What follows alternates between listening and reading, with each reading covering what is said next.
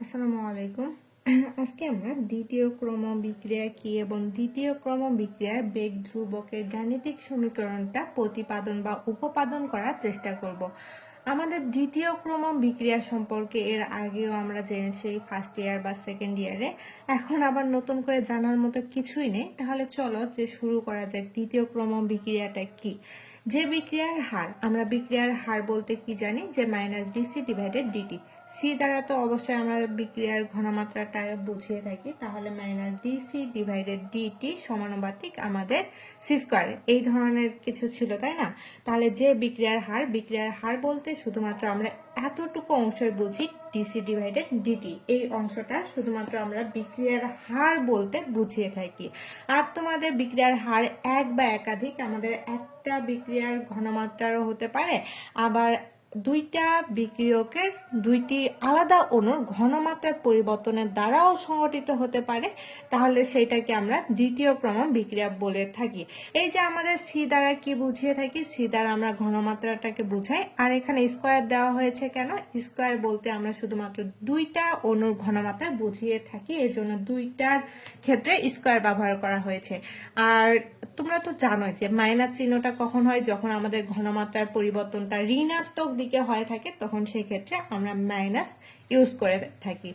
তাহলে যে বিক্রিয়ার হার এক বা একাধিক, একই রকমও হতে পারে, আবার দুইটা আলাদা আলাদা বিক্রিয়কও হতে পারে। এই যে দুইটা আলাদা বিক্রিয়কের অণুর ঘনমাত্রা শুধুমাত্র কি ঘনমাত্রার পরিবর্তনের দ্বারা নির্ধারিত বা সংঘটিত হবে, তখন তাকে আমরা দ্বিতীয় ক্রম বিক্রিয়া বলে থাকি। তাহলে দ্বিতীয় ক্রম বিক্রিয়া equal to minus dc divided dt সমানুপাতিক সি স্কোয়ার। আর দেখো এই যে আমাদের দ্বিতীয় ক্রম বিক্রিয়াটা, আমাদের দ্বিতীয় ক্রম বিক্রিয়াটা মূলত দুই ভাবে সংগঠিত করা যায়। প্রথমটা হচ্ছে যে সমান বা একই ঘনমাত্রার দুটি বিক্রিয়ক থেকেও আমরা এই বিক্রিয়াটা করতে পারবো। যেমন ধরে নাও যে একই রকম বিক্রিয়া কি হতে পারে, এ প্লাস এ ইকুয়াল টু, এখান থেকে উৎপাদ হিসাবে আমাদের পি উৎপন্ন হতে পারে। এটা কিন্তু দুটা একই রকম বিক্রিয়ক হচ্ছে। দেখো এ যে বিক্রিয়ক আবার সেম বিক্রিয়ককে, তাহলে দুইটা একই রকম বিক্রিয়ক হচ্ছে না। এই যে দুইটা একই রকম বিক্রিয়ক দ্বারা যে আমাদের পি উৎপাদ তৈরি হচ্ছে, এটাও কিন্তু আমাদের একটা দ্বিতীয় ক্রম বিক্রিয়া, কারণ এই দুইটার ঘনমাত্রা, দুইটি বিক্রিয়কের ঘনমাত্রা নির্ভর করছে কার উপর, আমাদের উৎপাদটা নির্ভর করছে এই দুইটি বিক্রিয়কের ঘনমাত্রার উপর। কিন্তু দুইটা বিক্রিয়ক কিন্তু একই রকম। আবার এমনও হতে পারে যে এ প্লাস বি, দুইটা আলাদা বিক্রিয়ক হতে পারে। এ প্লাস বি, এখান থেকে তৈরি হচ্ছে উৎপাদ, এখান থেকে কি হচ্ছে উৎপাদ। তাহলে ভিন্ন ঘনমাত্রার দুটি বিক্রিয়ক সম্মিলিত দ্বিতীয় ক্রম বিক্রিয়াও আমাদের হতে পারে। তাহলে দ্বিতীয় ক্রম বিক্রিয়া তোমার ধরে নাও যে প্রথম যে বিক্রিয়কটা নিলাম সেটাও কিন্তু আমাদের দ্বিতীয় ক্রম বিক্রিয়া, আবার দ্বিতীয় যে বিক্রিয়কটা আমরা ব্যবহার করেছি সেটাও আমাদের দ্বিতীয় ক্রম বিক্রিয়া। আমাদের এইরকম হতে পারে না যে hydrogen plus H2 equal to আমাদের উৎপন্ন হতে পারে 2HI, এটাও কিন্তু আমাদের দ্বিতীয় ক্রম বিক্রিয়া। তাহলে আমাদের দ্বিতীয় ক্রম বিক্রিয়া কিন্তু দুইভাবে সংগঠিত হতে পারে, একই রকম বিক্রিয়ক দ্বারা এবং দুইটা আলাদা রকম বিক্রিয়ক থেকে উৎপাদ তৈরির মাধ্যমে আমাদের এই বিক্রিয়কটা উৎপন্ন হতে পারে। তাহলে আমাদের যখন দ্বিতীয় ক্রম বিক্রিয়ার হার ধ্রুবকের সমীকরণটা চাইবে, তখন আমরা যদি নির্দিষ্ট করে না দেওয়া থাকে বা বোঝানো না থাকে এরকম যে A plus A equal to P বা 2A ইকুয়াল টু পি, এই ধরনের উৎপাদ বা এই ধরনের কোনো কিছু না দেওয়া থাকলে, মানে বুঝাইতে চাচ্ছি যে কোনো কিছু যদি আমাদের আকার ইঙ্গিতের মাধ্যমে দেওয়া না থাকে, যে এরকম সেটা একই রকম বিক্রিয়ক দ্বারা সংঘটিত হচ্ছে বা আলাদা রকম দুইটা বিক্রিয়ক দ্বারাও কিন্তু সংঘটিত হতে পারে, যেরকম m plus n equal to আমাদের তৈরি হতে পারে উৎপাদ। এই যে আমাদের আলাদা রকম, আমাদের তো লেখা থাকবে না যে এটা আমরা আলাদা রকম দুইটা বিক্রিয়ক দিয়ে করছি, শুধুমাত্র লেখা থাকবে এরকম যে এম প্লাস এন বা আমাদের এ প্লাস বি, আবার দেওয়া থাকতে পারে এ প্লাস এ, এরকমও দেওয়া থাকতে পারে। এখন যখন আমাদের বিক্রিয়কের গাণিতিক সমীকরণ চাইবে বা বেগ ধ্রুবকের গাণিতিক সমীকরণ চাচ্ছে, সেই ক্ষেত্রে আমরা কি করব? আমরা সাধারণত ভাবে যেটা আগে থেকে করেছি 2a = p, মানে একই রকম বিক্রিয়ক দ্বারা সংগঠিত, এটাও দিতে পারি। আবার যদি আমাদের ইচ্ছা হয় যে এটা আমরা দিব, তাহলে এটাও দিতে পারি। কিন্তু এক্সাক্ট যখন আমাদের সমীকরণটা চাইবে যে একই বিক্রিয়ক চাচ্ছি, a = p বা 2a = p, এক্ষেত্রে আমরা কি করব? ওই যে আমাদের যে বিক্রিয়কের সমীকরণটা k = 1/t × x / a × a - x, এই সমীকরণটা আমাদের ব্যবহার করতে হবে। আবার যখন আমাদের আলাদা রকম বিক্রিয়ক চাচ্ছে, তখন আলাদা রকম একটা সমীকরণ দিতে হবে। এটা আমাদের বিক্রিয়ার ক্ষেত্রে বা আমাদের যখন প্রশ্নে দেওয়া থাকবে সে অনুযায়ী আমাদের করতে হবে। তাহলে চলো আজকে আমরা যেটা করব সেটা হচ্ছে 2a থেকে উৎপাদ, মানে একই রকম দুইটা বিক্রিয়ক নিয়ে আমরা উৎপাদ তৈরি করব। এই ধরনের একটা প্রোডাক্ট উৎপন্ন করব, যার মাধ্যমে এটার সমীকরণ বা বিক্রিয়ার বেগ ধ্রুবকের সমীকরণটা উপপাদন করব। আর আগামী ক্লাসে আমরা দুইটা আলাদা রকম বিক্রিয়ক নিয়ে সেটা থেকে উৎপাদ তৈরির মাধ্যমে বেগ ধ্রুবকের গাণিতিক সমীকরণটা উপপাদন করার চেষ্টা করব। কারণ আমাদের দ্বিতীয় ক্রম বিক্রিয়াটা এটা সব থেকে ইম্পর্টেন্ট একটা টপিকস। এই টপিকস থেকে আমাদের প্রতি বছর প্রশ্ন হয়, সো এটা আমাদের কোনোভাবে মিস দেওয়া যাবে না। তাহলে চলো শুরু করা যাক দ্বিতীয় ক্রম বিক্রিয়ার বেগ ধ্রুবকের সমীকরণ। এখানে আমরা কি বললাম যে আমাদের একই রকম বিক্রিয়কের ক্ষেত্রে, তাই না? তাহলে ধরে নাও যে বিক্রিয়কটা a + a = আমাদের ধরে নাও প্রোডাক্ট উৎপন্ন হচ্ছে, বা আমাদের অথবা 2a = প্রোডাক্ট এমনও তো উৎপন্ন হতে পারে, তাই না? এখন এই যে আমাদের প্রোডাক্টটা উৎপন্ন হচ্ছে, এটা আমাদের প্রাথমিক ঘনমাত্রা নির্ণয় করতে হবে এবং টি সময় পরে যে ঘনমাত্রাটা সেইটা নির্ণয় করতে হবে। তাহলে প্রাথমিক ঘনমাত্রা যখনই এই কথাটা আসবে, বিক্রিয়কের ক্ষেত্রে কি আমাদের প্রাথমিক ঘনমাত্রা একটা নির্দিষ্ট রকম দেওয়া থাকে। প্রতিটা বিক্রিয়কের ক্ষেত্রে বা প্রতিটা বিক্রিয়ার ক্ষেত্রে আমাদের বিক্রিয়কের যে প্রাথমিক ঘনমাত্রাটা নিব সেটা একটা নির্দিষ্ট অ্যামাউন্টে দেওয়া থাকে। ধরে নাও যে এই ঘনমাত্রাটা আমরা a পরিমাণ দিয়ে নিলাম। তাহলে আমাদের যে প্রোডাক্টটা উৎপন্ন হচ্ছে, আমাদের প্রাথমিক সময়ে যখন আমরা বিক্রিয়কটা স্টার্ট করলাম তখনই কিন্তু প্রোডাক্ট উৎপন্ন হওয়ার কোনো কিছু নেই। সো আমাদের যে উৎপাদটা, সেই উৎপাদে এখানে কোনো রকম উৎপাদ থাকবে না, মানে উৎপাদের জায়গাতে আমাদের 0 বসবে। আবার টি সময় পরে যখন আমরা ঘনমাত্রা নির্ণয় করতে যাব, টি সময় পরে, এই টি সময়টা আমাদের কিছু সময় ধরে নাও যে 1 minute, 2 minute, 3 minute, 4 minute, 5 minute পরে আমাদের কিছু পরিমাণে উৎপাদ তৈরি হয়েই থাকে। তাহলে টি সময় পরে আমাদের যখন কিছু পরিমাণে উৎপাদ তৈরি হচ্ছে, সেক্ষেত্রে আমাদের ধরে নাও যে এক্স পরিমাণ উৎপাদ তৈরি হইলো। যদি এক্স পরিমাণে এখানে আমাদের উৎপাদ তৈরি হয়, আর আমাদের প্রাথমিক ঘনমাত্রাটা কি ছিল? প্রাথমিক ঘনমাত্রাটা বিক্রিয়কের ক্ষেত্রে ছিল এ পরিমাণ। তাহলে যদি আমাদের টি সময় পরে বা 1, 2, 3, 4 মিনিট পরে উৎপাদটা তৈরি হয় এক্স পরিমাণ, যদি আমরা এক্স থেকে এ পরিমাণে বাদ দেই, তাহলেই তো আমাদের টি সময়ের পরে বিক্রিয়কের যে ঘনমাত্রাটা থেকে যাবে সেটা আমরা হিসাব পাবো, তাই না? তারপরে আমরা কি করব? তারপরে দেখো, মনে করি বিক্রিয়ক এর প্রাথমিক ঘনমাত্রা, এই যে আমাদের বিক্রিয়ক যেটা আছে সেটার প্রাথমিক ঘনমাত্রা, বিক্রিয়ক এ এর প্রাথমিক ঘনমাত্রা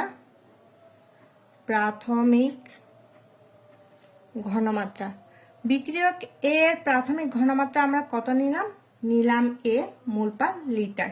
আমরা ঘনমাত্রার ক্ষেত্রে এককটা ব্যবহার করি মোল পার লিটার। এবং টি সময় পর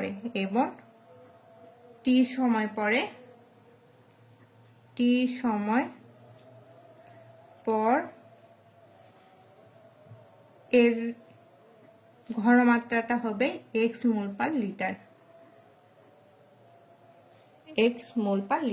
তাহলে এটা কত সময় পরে আমরা নিলাম? টি সময় পরে। এখন টি সময় পরে এইটুকু অংশ, এক্স পরিমাণ অংশ আমাদের কি হয়েছে? এক্স পরিমাণ অংশ আমাদের উৎপাদে পরিণত হয়। তাহলে টি সময় পরে আমাদের বিক্রিয়কের তো কিছু ঘনমাত্রা থাকবে, তাই না? তাহলে সেই ঘনমাত্রাটাও আমাদের লিখতে হবে টি সময় পরে এর ঘনমাত্রা, এর ঘনমাত্রা হবে, এর ঘনমাত্রা কত হবে, a মাইনাস এক্স পরিমাণ। এটার একক কি বলতো, এটার একক হচ্ছে মোল পার লিটার, মোল পার লিটার। এতএব ভরক্রিয়ার সূত্র অনুসারে আমরা জানি, ভরক্রিয়ার সূত্রানুসারে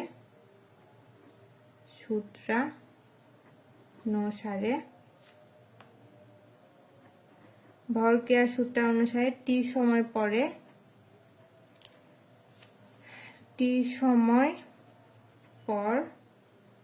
বিক্রিয়ার হার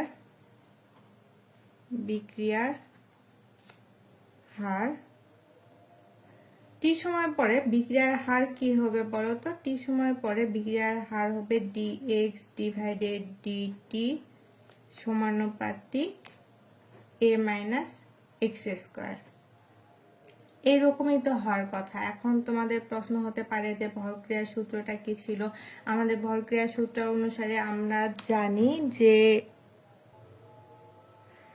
আমাদের ভরক্রিয়ার সূত্রটা ছিল বিক্রিয়ার হার। তাহলে বিক্রিয়ার হারকে আমরা কি দ্বারা প্রকাশ করলাম, dx ডিভাইডেড dt দ্বারা প্রকাশ করলাম সমানুপাতিক আমাদের a মাইনাস এক্স স্কোয়ার।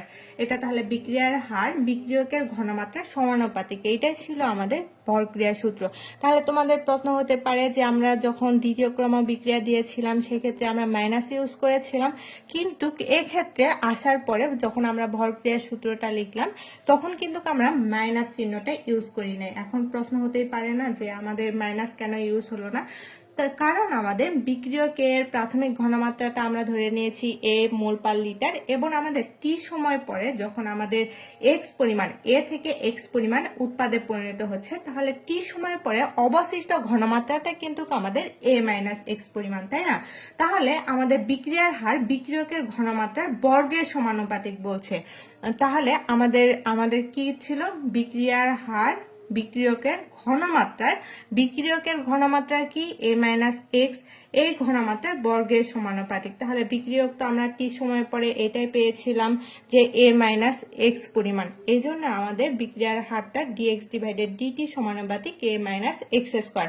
এখন এখান থেকে যদি আমরা সমানুপাতিক চিহ্নটা উঠাই দেই তাহলে dx ডিভাইডেড dt সমানুপাতিক চিহ্নর বদলে আমরা এখানে কে ইউজ করতে পারি বা যে কোনো একটা সমানুপাতিক ধ্রুবক নিতেই পারি।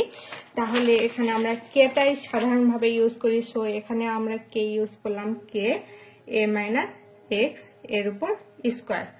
এখন দেখো যখন আমরা কোনো কিছু নির্দিষ্ট করি বা নির্দিষ্ট কোনো কিছু নিতে চাই সেক্ষেত্রে আমরা কি করি, সমাকলন করে থাকি, কারণ আমাদের একটা নির্দিষ্ট মানের দরকার। আমরা যখন টি সময়ের পরে একটা নির্দিষ্ট মান চাচ্ছি সেক্ষেত্রে আমরা কি করব, সমানুপাতিক চিহ্নটা ইউজ করব। তার আগে দেখো এই পাশে আমাদের এক্স আছে, এই পাশে আমাদের এক্স এখানে আছে, সো আমরা কি করব, এক্স গুলোকে এক পাশে নিয়ে আসি, dx ডিভাইডেড dt এর জায়গাতে আমাদের equal to dx divided a minus x এর উপর square equal to K dt। এখন আমরা সমাকলন করব। আগেই বললাম যে সমাকলনটা সাধারণভাবে আমরা করি কোনো কিছু নির্দিষ্ট মান নেওয়ার জন্য। তাহলে এখানে আমাদের নির্দিষ্ট একটা মানের দরকার, সেক্ষেত্রে আমাদের সমাকলন করতে হবে dx divided a minus x এর উপর স্কোয়ার ইকুয়াল টু কে। কে হচ্ছে আমাদের একটা ধ্রুবক, এই জন্য এটা সমাকলনের বাহিরে লেখা হয়। এইটুকু তো তোমরা জানোই আগে থেকেই, যেহেতু তোমরা এর আগে ফার্স্ট ইয়ার বা সেকেন্ড ইয়ার পড়েছিলা, এই জন্য আমি আর তোমাদের ডিটেলসে বুঝাইতে চাচ্ছি না। তারপরে দেখো আমাদের সমাকলনের এই জায়গাতে আমরা যখন কোনো কিছু 1/x লিখি, আমরা অনেক সময় দেখো না যে 1/x, এটাকে আমরা কিভাবে লিখি, x ইনভার্স। আবার 1 ডিভাইডেড এক্স স্কোয়ার, এটাকে লেখা যায় x ইনভার্স 2। আবার 1 ডিভাইডেড এক্স কিউ, এটাকে লেখা যায় x কিউ। এভাবে লেখা যায় না? তাহলে দেখো তোমাদের এখানে কি আছে 1 ডিভাইডেড dx টা যদি এরকম থাকে যে এই যে সমাকলন চিহ্নটা এখানে দিয়ে নিলাম dx divided a minus x এর উপর স্কয়ার দেওয়া আছে, তাহলে আমাদের এখানে এইভাবে লেখা যায় না 1 divided a minus x square into dx, এভাবে তো লেখা যায় তাই না? তাহলে এই যে 1 বাই সামথিং, এক্ষেত্রে যখন আমরা 1 বাই সামথিং লিখবো না সেক্ষেত্রে আমাদের মাইনাসটা ইউজ করতে হবে। তাহলে এখানে আমরা লিখতে পারি না 1 মাইনাস a মাইনাস x এর উপর ইনভার্স 2 ইন্টু dx, এভাবে তো লেখা যায় তাই না?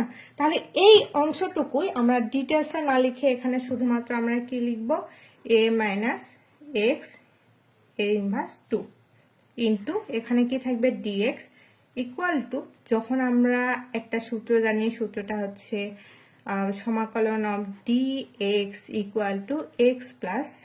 তাহলে এখানে dt আছে, তাহলে আমরা এখানে কি লিখতে পারি kt প্লাস c, এরকম তো লেখা যায়। তারপরে দেখো আমরা একটা সূত্র জানি x to the power n এর সূত্র, x to the power n dx। এই সূত্রটা লেখা যায় x, তার উপর x to the power n plus 1, নিচে থাকবে শুধুমাত্র n প্লাস 1। তাহলে এখানেই আমরা কি করব, সূত্রটা শুধুমাত্র ডিরেক্টলি বসিয়ে দিব, x এর জায়গাতে আমাদের কি বসবে a মাইনাস x বসবে, a মাইনাস x এর পাওয়ার আমাদের n প্লাস 1। তাহলে nটা কই থেকে ধরছি, n এর মান হচ্ছে -2 আর সূত্রের প্লাস 1। নিচে সেম ভাবে আমাদের কি বসবে, আমাদের বসবে n এর জায়গাতে -2 প্লাস 1 ইন্টু, দেখো আমাদের এই যে এক্সটা নিয়েছিলাম, এই এক্সটা কিন্তু মূল এক্স নয়, মানে আমাদের a মাইনাস এক্স নিয়েছিলাম, এইটা আমাদের মূল এক্স না। এজন্য আমাদের কি করতে হবে, আবারও এটাকে ইন্টিগ্রেশন করতে হবে। যদি এটাকে আবারও ইন্টিগ্রেশন করি তাহলে এখান থেকে আমরা পাবো, এই যে দেখো এখানে আমাদের dx দেওয়া আছে, তাহলে dx ইকুয়াল টু আমরা কি পেয়েছিলাম x প্লাস c পেয়েছিলাম। তাহলে আমরা যদি মাইনাস dx করি, এই যে মাইনাস x কে যদি আমরা ইন্টিগ্রেশন করি তাহলে এক্ষেত্রে আমরা -1 পাবো।